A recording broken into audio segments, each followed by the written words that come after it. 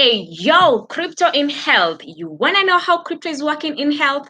We come to you every day with juicy news on wealth, wellness, and well being. We are broadcasting to you live from 1.4 degrees south of equator and 37 degrees east of the central meridian. And we are right in the cryptographic middle of the world. And as you can see today, you have a new face. Okay, my name is Winfred Mule, stepping in for my colleague Scholastica Mugi, who won't be joining us today, but don't you worry because you have me. So let's do this, shall we? All right. So I'm going to start you off with some encouragement words from a very phenomenal woman, Amelia Earhart. And if you're not familiar with Amelia Earhart, she was an American aviation pioneer and the first female pilot to fly solo across the Atlantic Ocean. Very impressive, right? Now, during an attempt to fly across the world in 1937, she disappeared over the Pacific Ocean and she was declared dead in absentia in 1939 at the age of 41. May her soul rest in peace. So, back to her words, she said, the most effective way to do it is to do it. The most effective way to do it is to do it. Now, the heart of all effective execution is the emotional decision to do it and setting the energy of the human spirit in place to get it done. With that resolve established, all you need is a well thought out execution plan.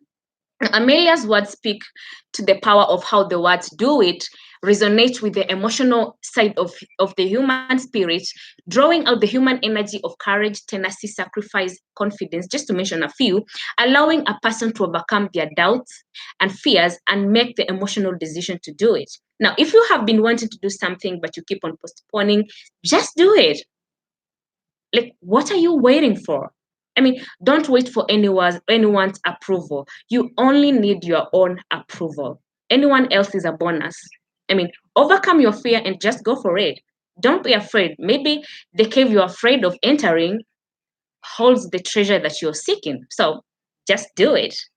All right, now let's move on to the crypto word of the day. And today's word is salting.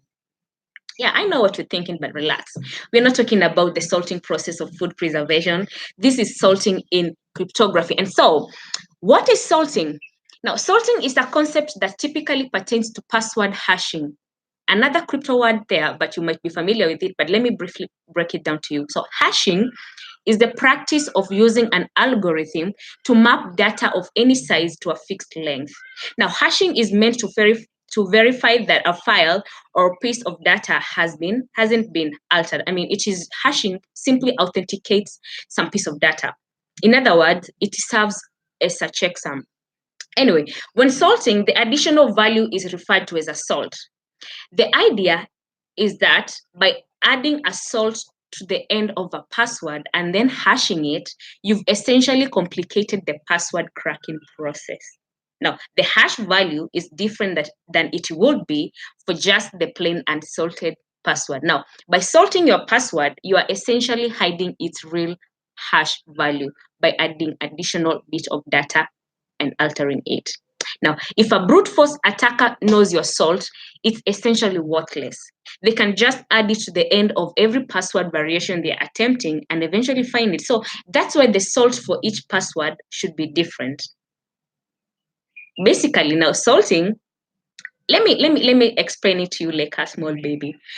Let's say my password is Winnie 2010 and someone else's password is Winnie 2010.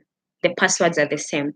Now, when I add salt to my password, I have altered the hash value of it. So my password, which is Winnie 2010, will be different from this other person's password. That's why the salt for every password should be different. So that, for security purposes. Okay, that's our crypto word of the day. And I hope you basically have the idea of what salting means. Okay, now let's go to the crypto news. And today we have quite some interesting news whereby the National Tax Authority of New Zealand, the Inland Revenue Department, has recently published binding rulings and guidance for salaries and bonuses paid in crypto made under the country's Tax Administration Act of 1994. Wow. Now, this is big. This ruling applies only to salary and wage earners and not to self-employed individuals, and only for services performed by an employee for a fixed amount and as a regular part of his or her salary. Now, there are two main issues here: salary and bonuses, both to be paid in crypto. Now, the Commissioner of New Zealand's Tax Authority, sorry, yeah, the commission, the commission. I'm sorry, I have some. Give me a minute. Now, the Commissioner of New Zealand's Tax Authority has been asked to provide guidance and issue a ruling on how salaries in crypto should be taxed when received by employees as part of their regular payment. Now, I've been asking myself, is this ruling considered groundbreaking as far as tax authorities' acceptance of employee payment in crypto? Anyway, nevertheless, the fact that the Inland Revenue Department published clear and detailed guidance to these particular issues signals that tax regulators are taking crypto seriously, and no, it cannot be ignored anymore.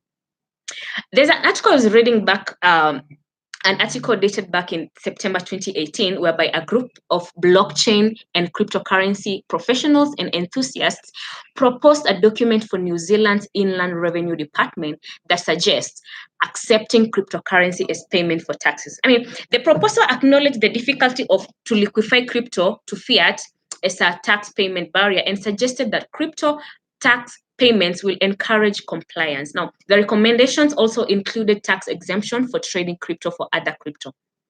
Basically, it is so clear that tax authorities now understand that much more than the basics of crypto as an asset or currency. They know exactly how it should be done in practice. Now, all eyes are on New Zealand's Inland Revenue Department to provide a detailed clarification as it promised last year. So that's all for Ubrica News today. Let me know what you think about this payment of salaries and bonuses in crypto in the comment section. Now, last but not the least of our today's session is Ubrica Today, and for the past few weeks we have been focusing on the World Ubricoin Ambassador Program. Now, this is a very interesting program, and so far we are getting very great responses from our ambassadors all over the world, and we're very pleased to have you, and we thank you for your interest to work as a World Ubricoin Ambassador, and we are trusting on you ambassadors to help organize people in your sphere of influence to local chapters and educate people about UBN, Sokojanja, and Ubrica projects. And we have prepared a well-detailed manual of procedure to help you organize the chapter. And the manual, which also contains the bylaws and constitution for the Society of Local Chapters, is currently undergoing a final review, and it will be sent to you once it is finally reviewed. I mean, very soon. We will also organize for your training sessions about how to use manual to communicate with prospective members effectively. Now, today I want to go much into details about the WAP program. I just want to invite you all to join us and be part of this life-changing program. Completely life-changing. I mean, the interested applicants, send your application letter to wuap@ubrica.com and we will get right back to you. And that's for sure.